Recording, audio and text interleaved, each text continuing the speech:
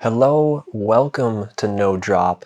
On this episode, I have Nico McCarthy-Moya. Many of you know Nico as the manager at Rapha, Los Angeles, and he is also a former California State Cyclocross champ. I have known Nico for years, and I've always really enjoyed our conversations about cycling, and he has been an incredible resource in strengthening my own connection to this activity. So I invited Nico onto the podcast to talk a little bit about how newer riders can build skills on their bike. We both talk about specific skill building drills that riders can use in their training, as well as important mindset tips to build positive and lasting connections to cycling. We had such a great discussion, and I am really appreciative for all the wisdom that he shared. For newer riders, this episode is going to be invaluable. And for experienced riders, believe me, I think some of these tips and some of these drills could be really beneficial wherever we're at in our cycling journey. So, without any further introduction, Nico McCarthy-Moya. Hi, Nico. How you doing? Hi, Jeff. Thanks for having me. Oh, you're absolutely welcome. You know, I was trying to figure out, when did you start at Rapha? I started at Rapha about 5 years ago. So about 2019, you started there. Yeah, that sounds right. Okay, so, because I was trying to think back, how long have we known each other? Because I feel like I've known you for a while. Yeah. And so that actually tracks for me, because I think the first time I went to the Rapha store in Santa Monica was 2018 or 2019. Okay. And so I remember meeting you there very, very early on. Yeah. And always really enjoying our conversations. I mean, you're such a passionate cyclist and a positive cyclist, and very knowledgeable about the history of Los Angeles and cycling. Yeah. I mean, you've taught me a ton. So I guess we've known each other for about, probably 5 years, probably since you started at Rapha. Yeah. Very cool. Yeah, well, I am really lucky because I started cycling in 2005, I think. I got into into triathlons. And I always felt like the cycling groups that I was a part of and just participating in were really supportive in LA. And I always wanted to bring that to other people because I had such a great experience of just learning from people with so much more experience. And that's really important to me, is just to pass that on. Everything from just the very basics. And now through my cycling life, I know so many wonderful people, and I've learned so much and been able to experience unforgettable things and see amazing things. Like, one of my favorite things is just to go out in the dirt and play around on the trails around Brentwood especially. And I've seen so many things, so I want to bring that to other people. Yeah, so I'm glad that I've had a little bit of influence on you. Oh yeah, very much so. And your passion for, teaching people and sort of getting beginners involved in the sport. And about 6 months ago, I think we were having a really great conversation at the store just about what are different, skills, what are different tips that we can give to beginners that can really kind of enhance their cycling experience. And I think these, as we've sort of prepared the tips that we're going to talk about on this episode, I think one thing I realized is I don't think these tips are just for beginners. I think these tips should be experimented with for anybody at any level. Yeah, I totally agree. It's easy to kind of overlook things and just get on your bike and go, and that's totally fine too. But I think there's a lot of confidence and joy that can come from learning new skills and being more comfortable with, say, how your bike reacts when you have to brake really strongly, or in a corner that you didn't anticipate is suddenly getting tighter. And having the kind of wherewithal to understand how your body and the bike work together to push you through something, or just how things are going to react is really fundamental to a lot of enjoyment and confidence on the bike. Yeah, and taking time to learn those things before you're in the situation. Exactly. Right? Yeah. Because this conversation that we'll have will definitely, be geared towards people who are really early on in connecting with their bicycle, I think. Yeah, that sounds great. I think one of the reasons people get on their bike is to put themselves into unexpected situations, right? You don't know where the bike is necessarily going to take you. And so having just the foundation, I would call it, of understanding your bike, knowing what the different components do and how they work is just going to build confidence, which also builds comfort, so that you can remain cool and stay safe. Yeah, absolutely. Yeah. And then hopefully having positive experiences like that just kind of snowballs and you end up loving your bike for years and decades to come. How long have you been riding? Yeah, since about 2005. Yeah, since when 2005? When I started with triathlon, and then I fell in love with the cycling part of it and started road racing, and then just before we started here, we were talking about cyclocross, and I think I've been doing that since 2012, and it was just something to do in the off season of road cycling. But I fell in love with that even more, and now that's just whenever I have the opportunity to race cyclocross, I do it. And gravel racing is really cool too.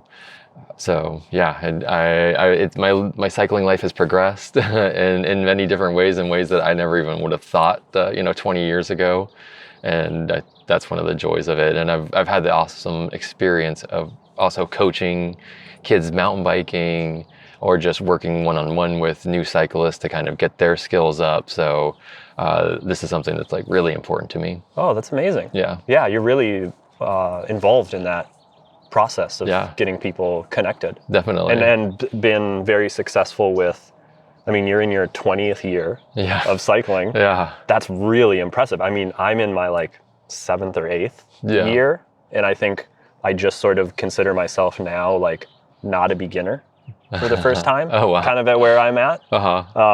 So you're up at expert. I guess I know you ride so much. You can, I think, go much further than I can on a given day, and that's always impressive to me. So it's give funny. me enough food. Yeah, for sure. yeah. No, thank you. Yeah, my passion for sure is the endurance-centered side of things. Yeah. I do love that. How far can you go? I'm sort of getting back into that this year. I took a break last year, and so I'm really excited for some new bigger adventures. Cool. Yeah. Nice, man. But let's get into, we both have a couple tips. And the way we're going to break this down is we've both come up with 2 skills-based recommendations. So these would be drills or exercises that people could do to build the connection with their bike. And then we've also both come up with 1 just sort of mindset recommendation, and just sort of how to approach cycling either more spiritually or just mentally, to, again, just sort of strengthen your connection and hopefully make people better cyclists. Okay. Yeah. Yeah, let's do it. Do you want to start off with a skills-based recommendation? Yeah, sure. The skills are definitely the foundation of cycling. In a given ride, you're going to encounter dozens of turns at least and have to stop and go over and over and over again. So for these skills that I'm going to recommend, I want them to be super simple. I want them to be very accessible. So I would recommend going to a park for these particular skills, and just bring in your bike and 2 water bottles, because you probably have 2 water bottle cages on your bike. So the first one that I would recommend is, and part of the reason I recommend going to a park is you want a kind of an open space, and you can even do these in the grass, so that if you do, say, fall over, the consequences to your body and your bike are probably, hopefully, insignificant. Love that. But what I would recommend is just setting up those 2 water bottles a comfortable distance apart. It can be the length of maybe two bikes. Let's say start off with that. So about 8-ish feet kind of apart from each other? That sounds about right. And then just do figure 8s. And when you get comfortable with that, like say you're doing them in, what's cool about figure 8s is you're going to have to do a clockwise turn and a counterclockwise turn back to back.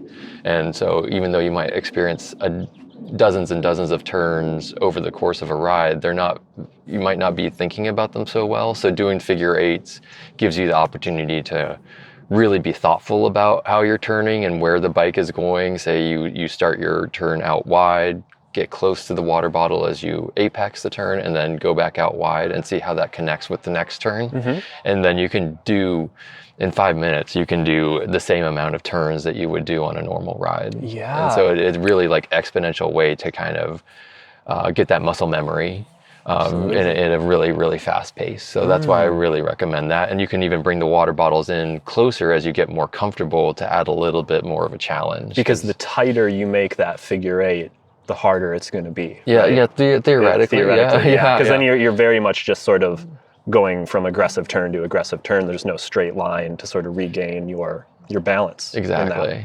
And one thing I would add to this drill as you're doing it is to look at the water bottle that's further away. So as you go through the water bottle that's closest to you, as you go around it and you're coming off the turn, you want to start also getting that muscle memory of looking where you want to go. So you look at the other water bottle and set up the next turn. Yes. And what Nico's referencing in that is that when cornering, especially cornering at speed, there's always a sort of mantra that you want to look where you want to be going. You don't want to look directly in front of you. Yeah, so. I think it should be in driving and motorcycles, bikes, and skiing, and a lot of motion sports, I guess. Can I share one thing that comes to mind when I think about doing that drill? Yeah.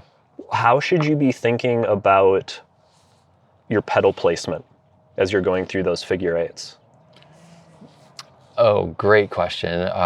So as you're going through those figure eights, let's take the turn where you're going right. So that's the counterclockwise turn. Okay. You want to have the pressure on your outside pedal. So you want your pedal on the outside to be down. So basically almost like a straight leg on the left side as you're turning right. And you want the pressure on your inside hand. So outside leg, inside hand is always optimal. And it should just be a simple 50-50 pressure. This is not, a hard turn, a high speed turn. It's just getting that muscle memory. So again, pressure on your inside hand, outside leg with that pedal kind of away from you. This creates cornering clearance, because if you have your inside pedal down, there's a chance it could strike the ground. And so that's another thing. You don't necessarily want to pedal. If it's a really wide turn, you can pedal through the turn. But I would say for these skills, just practice putting that pressure and forcing away the outside pedal and put some pressure on your inside hand. Yeah. You could even kind of like when you get comfortable with this, take your hand off on the outside, just so that you get that feeling of having that that inside pressure on the hand. That's a little bit more advanced, but also can be kind of fun. Yeah. Yeah. So yeah, that's a good question. I think. That's really cool. Yeah. I mean, that's something that sort of the way you explained that with weight on the outside foot, inside hand, I feel like that's something I'm going to work on as I'm doing some descending and stuff like that, and just sort of getting a better feel for that weight distribution of weight down on the outside foot, inside hand. Yeah, exactly. I'm going to try that. Yeah, and then it's just very balanced. Yes. Your turn. Yeah. Yeah. Is it okay if I do one?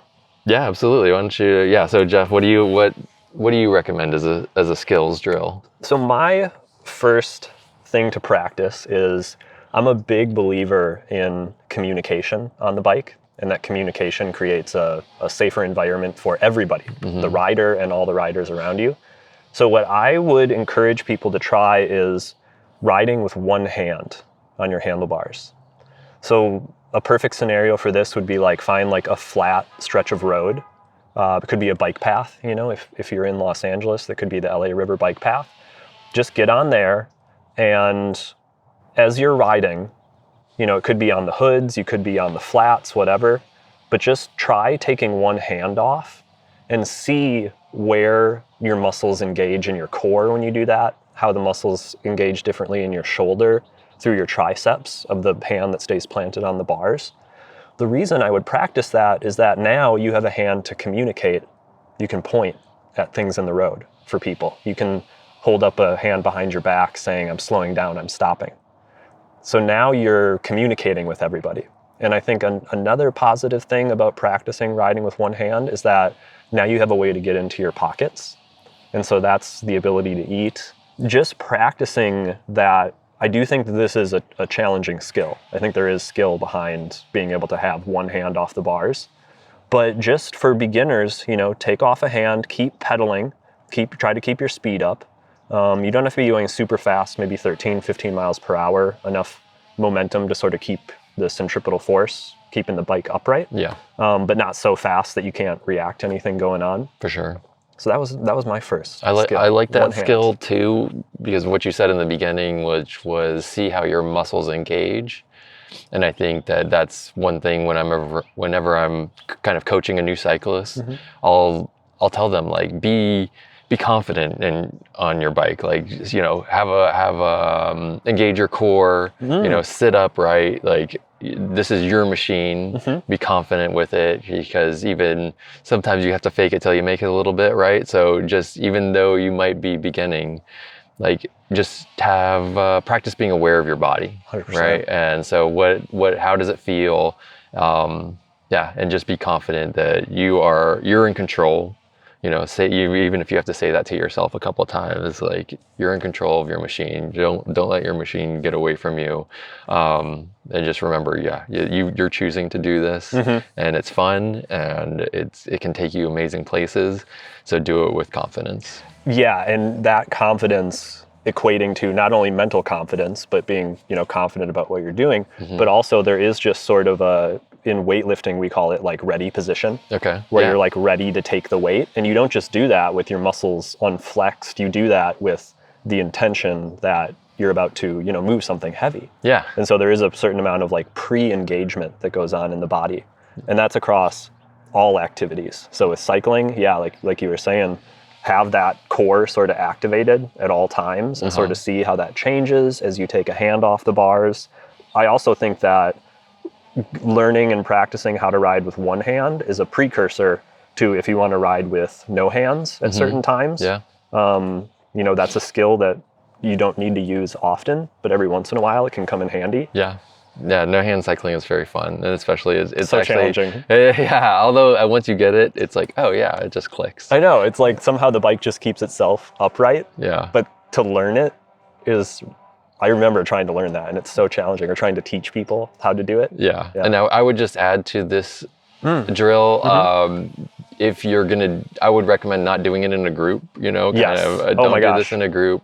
And also don't do it next to a busy road, just in case, like, you veer off a little bit as you're kind of getting your balance. Absolutely. While doing this, just in the interest of safety, find a quiet road, maybe by yourself or just with a friend. And this is not the thing to do in a group ride or next to a busy road. That is a great thing to probably keep in mind for all the tips that we're talking about, is like, do these in isolation, do these in the safest possible environment. If that means finding an open parking lot where there's literally no traffic and no riders around you, that's a great place to start. But do these on your own, build the skills on your own. Yeah. And then you can sort of like introduce them into the more group settings and things like that. Yeah, cool. Exactly. All right.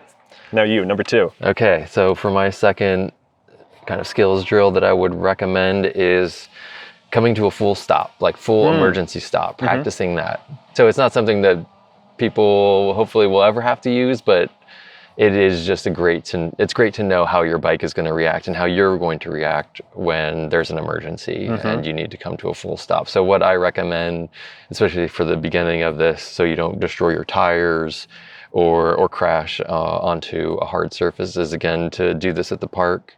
You can put kind of some sticks down to see how far, kind of as a measuring tool, almost like creating like a ruler on the ground. Yeah. Or you put one stick for the start of your stop and another stick kind of where you want to stop. Or like say, I want to be completely stopped by this point at the very least, or you can use your water bottles again. And then just practice that several times, see how the bike is. I would recommend that you just ease into it. You don't have to do the full emergency stop the first time. Kind of build up to it, see how your body's reacting. You know, if your body's going too far forward, maybe add a little bit more rear brake. You will slide a little bit more in the grass if you're doing it at a park in the grass. So just be prepared for that. Yeah, for sure. Yeah, but I think that that's a really important skill that really a lot of people don't practice, and so that's one of the first things I usually do with new cyclists is just, this is how the brakes are going to work, and they can be pretty powerful, especially say disc brakes with metallic pads. They are going to stop you really quick, and it can kind of be jarring to kind of feel your body go forward and realize that maybe the bike doesn't immediately stop like it does when you've started and kind of played with the bike at lower speeds. So yeah, I would recommend kind of building speed over time and braking harder over time during these drills. And again, you can just practice it 5 times and do that several times over the course of a month, and you're going to have much more confidence than if this happens in 2 years where you need a suddenly emergency stop and you've never done this skill before. Because you can flip yourself over your bike. Yeah. I mean, with enough momentum and enough braking power at the front. Yeah. This is such a valuable thing, I think, to practice, especially if you have disc brakes. Yeah. Because disc brakes are so good at braking that you can lock up both wheels at almost any speed. So almost learning, you know, as you're learning, how do I stop as quickly as possible? Part of that might be too, like learning the limits of how much pressure can I put through these. Let's say you have hydraulic disc brakes. That's a lot of force going to the brake. So kind of learning how much force can I put through it, or should I ease off a little bit and sort of, you know, feather that force into the brakes so I'm not locking up my wheels, kind of learning the limits of like what you should be squeezing the brakes with. Right. Yeah. And again, as you're doing this, take our other kind of skills into consideration. So have an awareness of your body. You know, you don't want to be like a limp noodle on the bike when you're doing this. Like be in a good position, arms out but bent, not locked out. What else? I would say the kind of pedals even. You don't for this, flat. Like you don't want one foot down further than the other. You want them level. And what else? Yeah, I think that's kind of it. Yeah, look ahead too. Those would be the 3 things: level pedals, you know, kind of powerful but bent arm position, and then looking ahead. What do you think about as far as like where you're keeping your weight when you're doing that? Because I think weight back if I'm trying to brake as hard as I can, like at least at the seat and maybe even a little bit behind the seat if I can. Yeah, I think it can be hard, I think, to suddenly, you know, kind of we're trying to simulate an emergency situation. So I would say do keep your butt on the seat. You might find yourself like naturally kind of pushing back toward the back of the saddle when you do this, and I think that's great. That is the natural reaction. So go with that, but yeah, keep your butt on the seat. Even put it back a little bit further if you want to do that, or even get your butt off the back of the saddle. That's a little bit more advanced, I think. But just trying to recreate like an emergency situation where you're going, you know, everything seems normal, and then suddenly a car cuts you off. Yeah. And you wanted to just be able to brake confidently. That's a great one. Yeah. That's a really great tip for people newer, or if you've been riding for a while but you've never been in a situation like that. Yeah. You know, to have some practice with what is that reaction going to be. Yeah. Could really help you out a lot in a bad situation. Yeah, because if you've already practiced, you're hopefully not going to panic when that happens, and then you can hopefully get out of it safely. That's awesome. Yeah. I really like that one. Okay, cool. All right, so let's move on to your second recommendation. Okay, so my second skill recommendation is to practice riding, spinning with one leg clipped in. Okay. One leg clipped out. Yeah. Why I like that drill so much, especially for beginner cyclists, is that it can be it's kind of default to when you're pushing the pedals, you're just using your quads, right? Yeah. However, spinning can be a total muscle, total leg experience, all the way from your glutes, all the way down to your foot. You can get every muscle engaged in that spinning process. But the only way to really kind of get that initial attachment to that is to just push with one leg. So the way I would recommend doing this is like find a subtle uphill, maybe just 1 or 2%. Trash truck in the back of Griffith Park is kind of my favorite place to do these, the beginning part of trash truck. Yeah. Get going, have some speed going, and then clip out your left foot and kind of like bend it backwards. So it's sort of like your leg is bent at 90 degrees. It's out of the way of the pedal. Out of the way of the pedal, but not like out to the side, not like pushing your leg off to the side purely. So just kind of bend your leg at a 90-degree angle, out of the way of the pedal, and then just push with your right leg. Oh. And feel as you're pushing down, as you're pulling back up, as you're coming to the top, how all of the muscles in your leg are sort of rotating through that circular motion as well. And then, do that for 15, 20 seconds, clip back in, and then unclip the right foot, bend it, and then you're just pushing with your left leg. And through that, the amount of muscle recruitment that you can get and the neuromuscular response you can get for that really can help when you're clipped in with both feet. Now you can call on all your muscles in your leg. And I think that's a really empowering thing to feel when you're spinning. Oh, that's awesome. Yeah, I haven't done those drills in years. Been a minute, right? Yeah. Same. I haven't even thought about that. That's a good one. Yeah, it is a kind of a weird experience to feel that push and pull of a single leg on the pedals. So yeah, that's really cool. That goes back to kind of what we were talking about before about kind of just having that awareness of your body and how it's reacting on the bike and with your machine. Yeah. So that's really cool. Yeah. I'm going to give that a try. Try those again. And it sounds very safe too, which is great for beginners. Super safe to do. Yeah. This is one that's typically, you're climbing uphill a little bit, so you're always pushing against force. And so it doesn't require a lot of speed to do. I think the riskiest part of it is probably the unclipping and like keeping your leg out of the way of the pedal. But a very, very simple one, you can kind of do it in any gear that you want. What kind of, is there a particular revolutions per minute that you aim for? I mean, this is a drill where it's kind of like you're just surviving the pedal stroke, right? Yeah. So your cadence might drop to 40, 50 RPMs, which is relatively low for most cyclists. So your cadence might drop, but that could be something to play with, how do I keep this momentum going and stuff like that? What's a cadence that's comfortable? So just kind of, it's very much survival mode when you're just spinning with one leg. Yeah. But again, I just think that the way you're recruiting muscles and how unique of an experience that will be, especially for the first few times. I mean, you're getting an instantaneous increase in power because now your body can be like, oh, I can call on any of these muscles at any time. But you kind of need that neurological training to allow that to happen. Yeah. Yeah. Yeah, I like that one a lot. I'm going to go try that. I used to do this a lot. Years ago, I did a training ride for beginner cyclists. Yeah. It was called the Zen Ride. I can't remember if it was on Monday mornings or Wednesday mornings. But I'd get a bunch of cyclists out and then we would do like 15 or 20 minutes worth of drills. Yeah. And this was always a favorite amongst people. Cool. Just getting a group of like 15 people spaced out and like having them all unclip and then like shift to the other foot when I called it out and stuff like that was so fun. It's challenging at first, but then once people got the hang of it, everybody was just like having a blast. Yeah. So, yeah. Nice. Yeah. It seems like something that's also easy. You can make it easier on yourself by just shifting gears to an easier gear. And absolutely.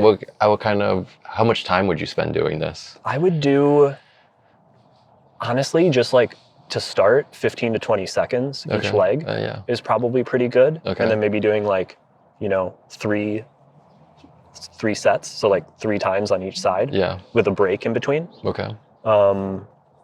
Maybe a minute or 2 break after you do it. That's that's 5 minutes. Then you're done. So not even simple. Probably 5 minutes. Yeah. And then if it was something that, as you get more advanced, that's something that you could introduce into your training, sporadically as much as you wanted. Yeah. You could try to do entire climbs one-legged and stuff like that. So you can sort of increase the challenge as you get better at it, Yeah. more competent. And it's still, even if, for people at our levels of cycling, we're not on the same level. People at your level of cycling, your expert level, this would still be a hugely advantageous thing to just get more muscle recruitment. For sure.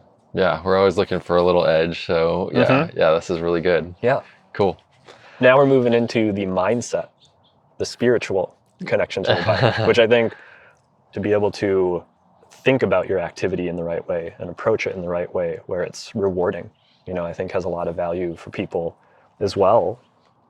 So for anybody sort of getting into the sport, what it would be kind of like a mental tip that you might give them to enhance their experience? I would say that cycling is a great way to test limits. And that's what I really like about it. I'm on Strava, and I like to set new PRs, and occasionally maybe I'll grab a KOM, or even go top 10 on a segment, and that's always really rewarding for me. But even for a new cyclist, I think kind of testing limits, perceived limits. Like I still remember my first quote unquote big ride, and it was 14 miles round trip, and I couldn't believe that I had just covered that distance on something that I powered myself. So that was really incredible for me, and I think that just these skills that we've discussed are again kind of testing limits, and so that can get you kind of into the mindset of like, okay, like maybe I've ridden my bike before for 30 minutes, and that seemed almost like a lot, and I want to try and make it to the next neighborhood past that this time. So it's going to take me 45 minutes, and I think that can be very empowering and kind of a good way to approach life too, is just say like, okay, well, I've done X, Y, and Z. And that's actually something that we've been discussing even as a business at Rapha, is the performance mindset. And that's just saying like, hey, I might not be good at this now, but I can become good at it. Like I'm not good at it yet is the performance mindset that we have. So huge contrast. Yeah. So I kind of think that testing limits safely on a bike is really empowering. And that's what I would encourage people to do. Just kind of experiment with their own cycling, and just look at the bike as a tool for kind of gently testing limits. For you personally, in that pursuit of testing limits, I mean, you just said like gently testing limits. Are you somebody who like just sends it and goes for, you know what I mean? Oh, I rode 14 miles. Now I'm going to ride 100. Or are you more methodical and building up to the bigger and bigger pursuits? That's a good question.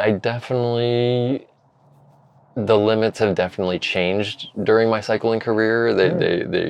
I've tested limits. Things have progressed for me incrementally, like we talked about. I've been cycling for 20 years, and there's still ways that I see that I could be better. And so during those 20 years, I've always had the mentality that I want to focus on things that I'm not good at, or that are my own perceived weaknesses.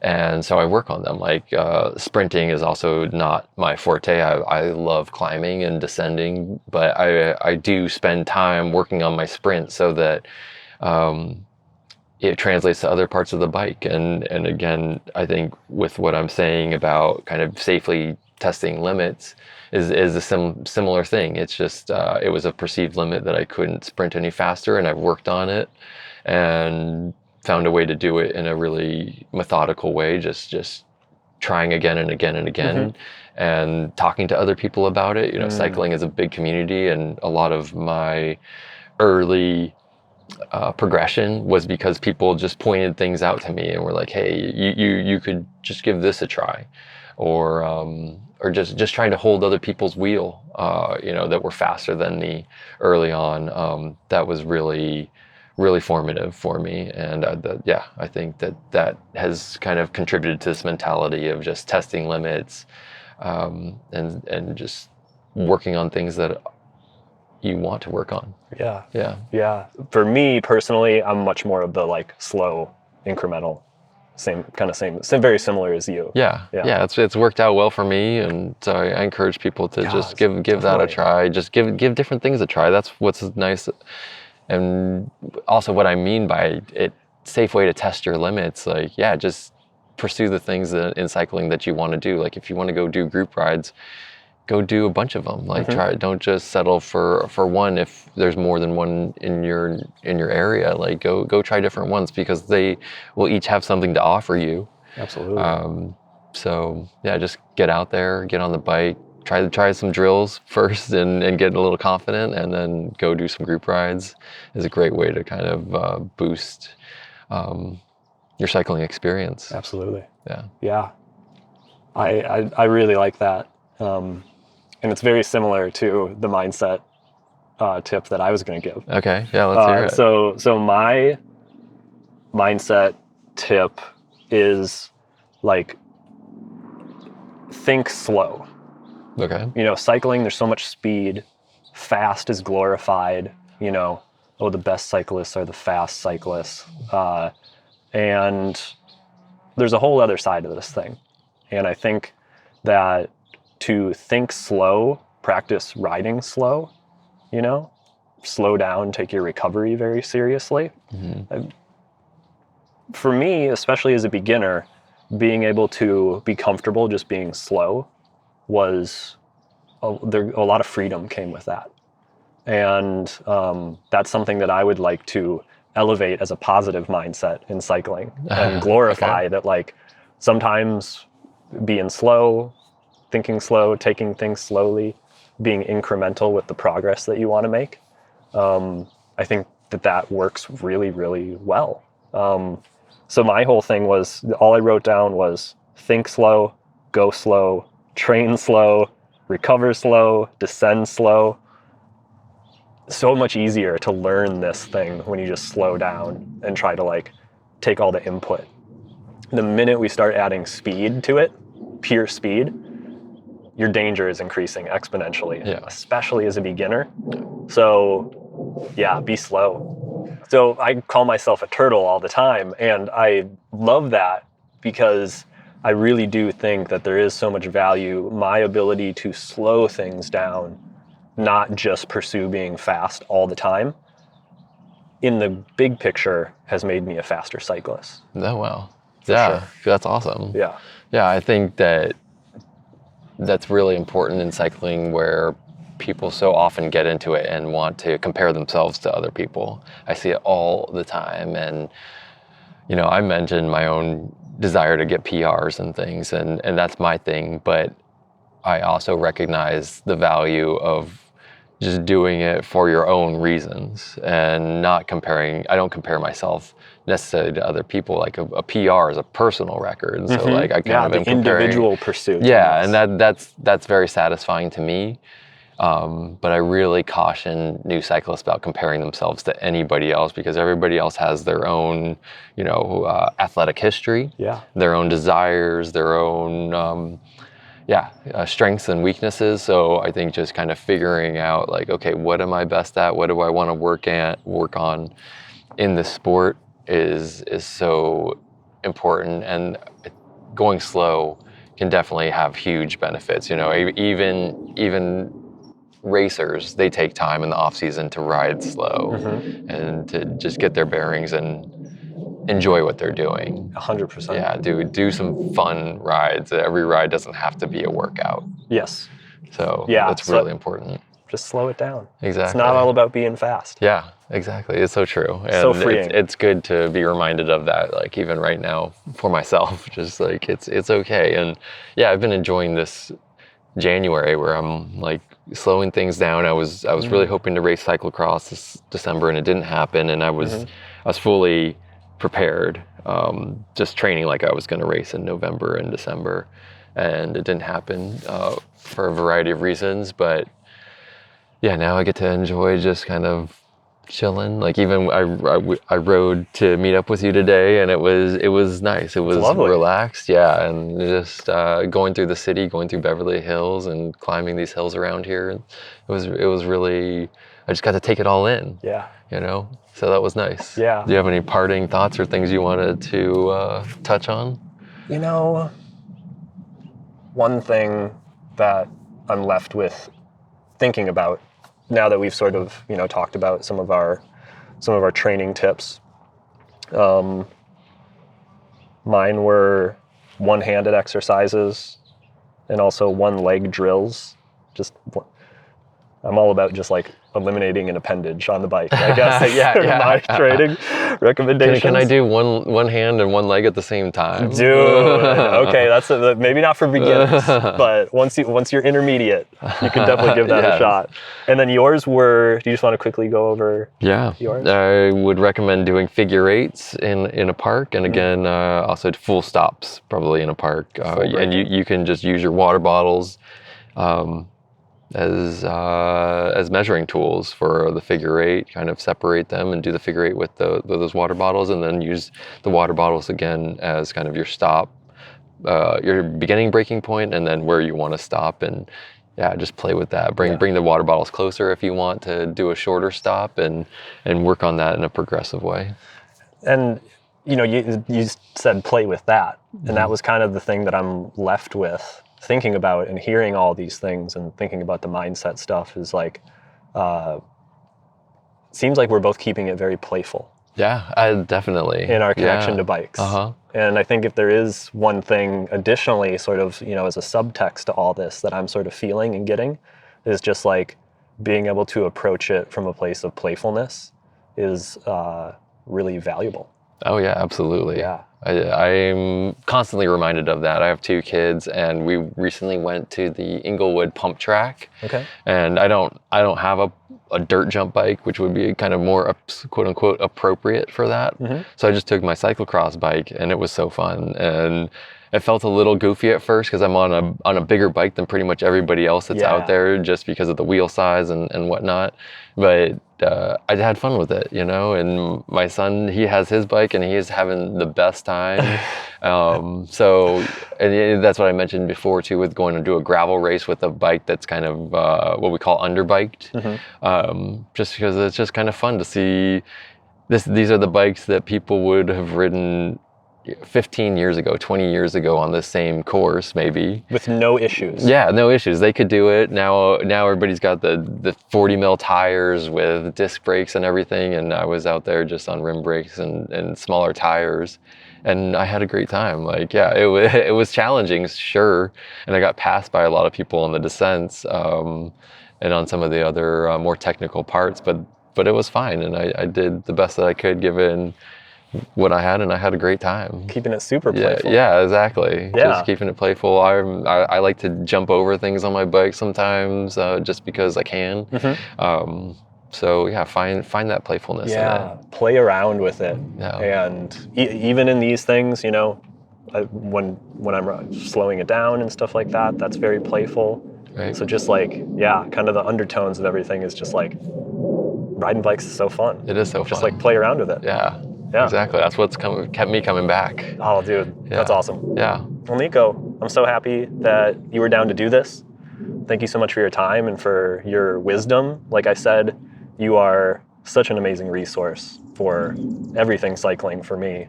And I think for anybody listening, if you wanted to, chat with Nico at the shop or something like that, I'm always happy to chat. Yeah, you can email us at la@rapha.cc, or just come right in, and I would love to chat and have a coffee with anybody that wants to talk about kind of the beginning of cycling, and if they need any tips. We all of the staff there are really great about kind of sharing their own knowledge and making recommendations in a really authentic way. And yeah, because we all want to see people be on their bikes and having a great time. Like, that's what it's all about. Yeah. You guys have been really helpful in my connection to cycling and getting into, the bigger endurance riding and stuff like that. Yeah. Like, only through conversations that I had early on with Ebby at the shop was I even able to like get into the stuff that I'm into. Yeah. So I've always been really, really grateful for like the resources that are available through that shop. Yeah, and even if it's not convenient to come visit us, just go to your local shop, get to know the people around you that you see on bikes, and take advantage of their knowledge. Absolutely. Yeah. 100%. Yeah. All right. Well, thank you so much, Jeff. You're so welcome. Yeah, that was great. Yeah, and remind me of a couple things. So I'm gonna do some one-legged drills later. Dude, I've got some drills to do too. I'm gonna go whip some figure eights around. Yeah, it's perfect. Cool. Well, thanks again.